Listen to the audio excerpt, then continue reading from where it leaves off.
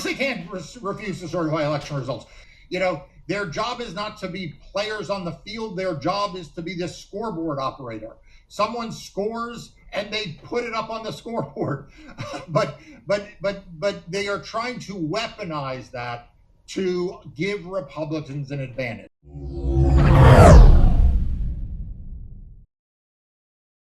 What's going on, guys? So I got an interesting story that I don't think gets anywhere near enough attention, and it's about how Trump and the Republicans are planning on stealing the 2024 election. I got some good details, and this story actually came out probably at least a month ago, and it's from Mark Elias. So before I get into it, just go ahead and do me a huge favor, like and subscribe. It helps me grow the channel. It helps get it out to more people. And definitely you want other people to know this, because if we know this in advance, you can better prepare for what's going to happen in a couple of months. Okay, let's get right into it. So this is Mark Elias on his show, Democracy Docket. He's, for anybody who's not familiar with Mark Elias, he's an election attorney. He does a lot of stuff with voting rights acts. He works for the Democratic Party. And he's constantly suing Republicans for trying to rig the election. And this is what he says is going on. Let's take a look real fast. So after Donald Trump praised 3 Republican members on the Georgia State Election Board, calling them at his rally pit bulls fighting for honesty, transparency, and victory, those same 3 members approved a rule to effectively make it easier to delay certification of election results. What exactly is the rule that they approved, and what is the effect you think it'll have? Look, Sophie, we've talked about this before. What the Republican plan is to make the certification process, this is where you take the unofficial results and make them the official results, to make that process discretionary rather than mandatory. So you're going to hear these terms a lot about ministerial duties versus discretionary acts. And what this all means is that in Georgia, this MAGA-controlled state election board, which is like this obscure body that is supposed to make fair rules, but is under the control of Trump-blessed officials, they are trying to create wiggle room for county officials who are election deniers to say, you know what, I'm not sure that I think that the candidate who got 800 votes got more votes than the person who got 700 votes. So I'm not going to certify that. I want to do an investigation. I want to get more documentation. I don't agree that these numbers say what they mean. So their job is literally, you take the number and then you just say, okay, this is the number that this candidate got. This is the number that this candidate got. The person who has the most votes is the person who won. And then they make it official. What they want to do is make that duty subjective, to where it's like, it's not objective. They go, okay, this number is this number is this, the Democrats' number of votes is higher. I want to challenge that election, which is not their job, but that's what they're going to do. Now, Mark Elias is going to explain exactly what happened in 2020, the process through which they were trying to do this, and every turn where Trump's plan failed because it got foiled. And that's why he lost 2020, is because he was not able to rig the outcome in his favor.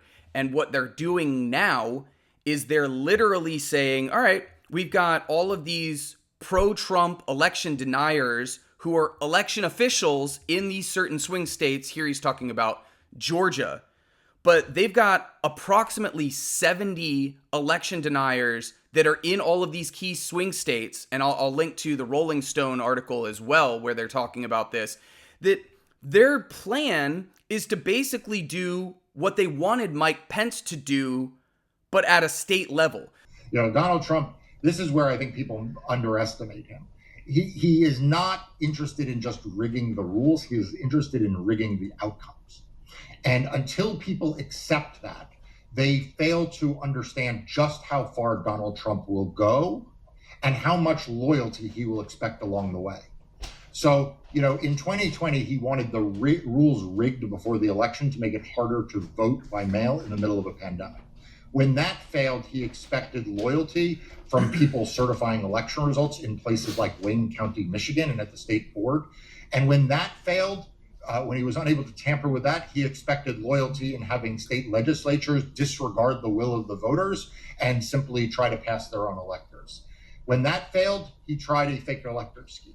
When that failed, he tried to get the courts, including the U.S. Supreme Court, to intervene. And when that failed, Sophie, he instigated a violent insurrection in the nation's capital on January 6th. Okay, so for those who don't remember what happened in 2020, I'll refresh your memory.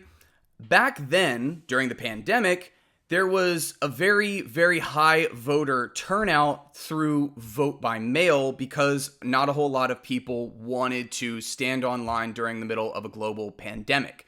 And what Trump did back then, and I think this was definitely on purpose as people knew this, was he told them, don't vote by mail, go in person and vote in person. And because they were more inclined to not care necessarily about spreading a communicable disease, people were going to his rallies, thousands and thousands of people unmasked, didn't care at all.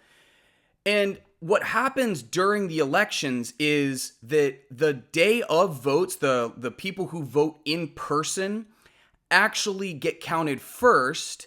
And then the Democrats, who are encouraging people to hey, don't put yourself at risk, go and get an absentee ballot, vote by mail. And those votes, the vote by mail, get counted second. So months before the election, when Trump and his team were all telling people in 2020, it's going to get rigged, they're going to steal it, that you can't trust the mail-in ballots, they knew about this procedure where the day of ballots get counted first and then the mail-in ballots get counted second, which is why anybody who followed this correctly said there's going to be a red mirage. And what happened on election night was the red mirage. And so it looks like Trump is way ahead. And that's where this whole conspiracy about them stealing the election in the middle of the night happens, is because they didn't tell the voters that, oh, by the way, all of the mail-in ballots get counted second.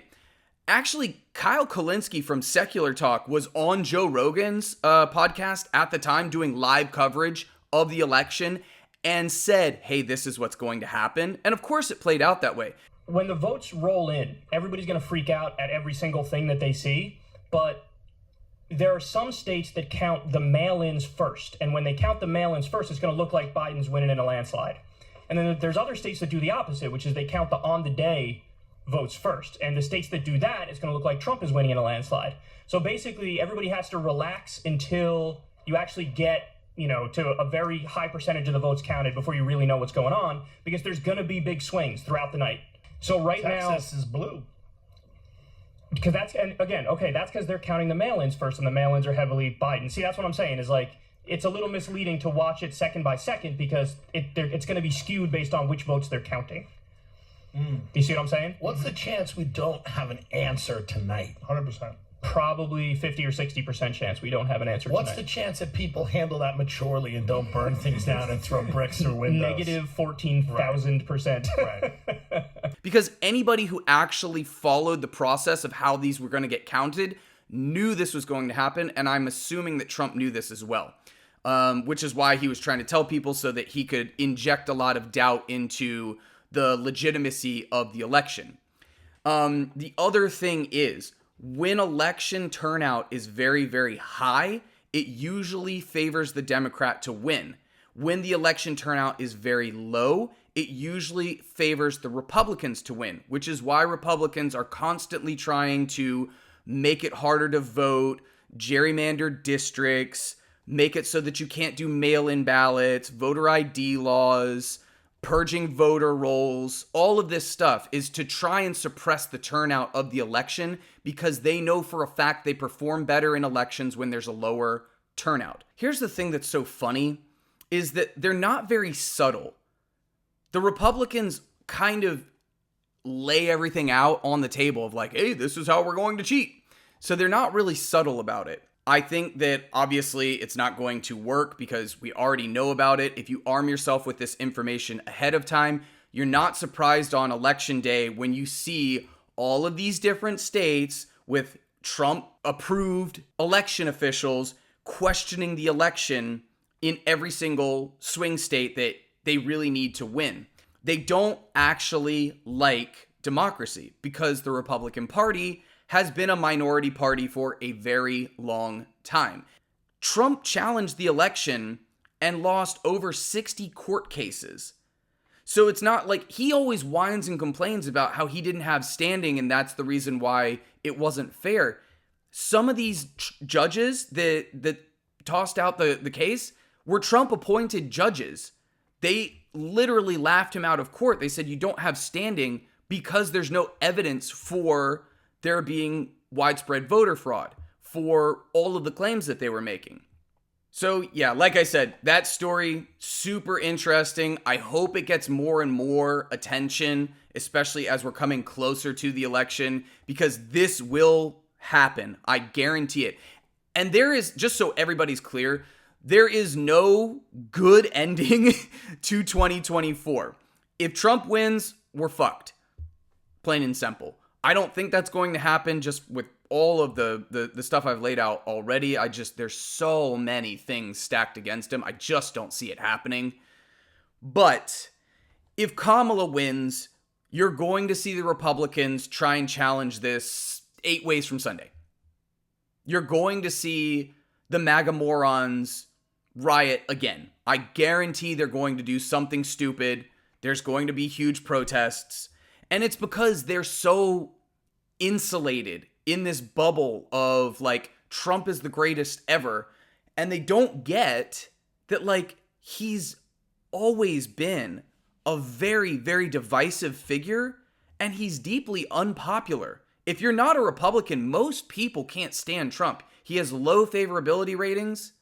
Trump left office in 2020 with the lowest poll numbers of any president ever in the history of the country. Even worse than George W. Bush when Bush left office. And Bush left office after, lying us into Iraq and the great financial crisis, the mortgage crisis, the Great Recession. Trump left with an even worse approval rating than George W. Bush. So again, I just don't see it happening, but make sure that you are aware of what's going on, because I'm just prepping people right now. And Mark Elias is trying to prep people right now that like they are going to try and challenge this election on a state level in all of the swing states. All right, guys, thanks so much for watching. If you haven't already, go ahead and like the video, subscribe to the channel if you haven't. It helps me grow the channel, trying to get to 500 before the election. I think I can do it. I just need your help, and I will see you in the next one. Peace. You've tried this before, you got sued, and you lost. And if you try it again, you're going to get sued, and you're going to lose.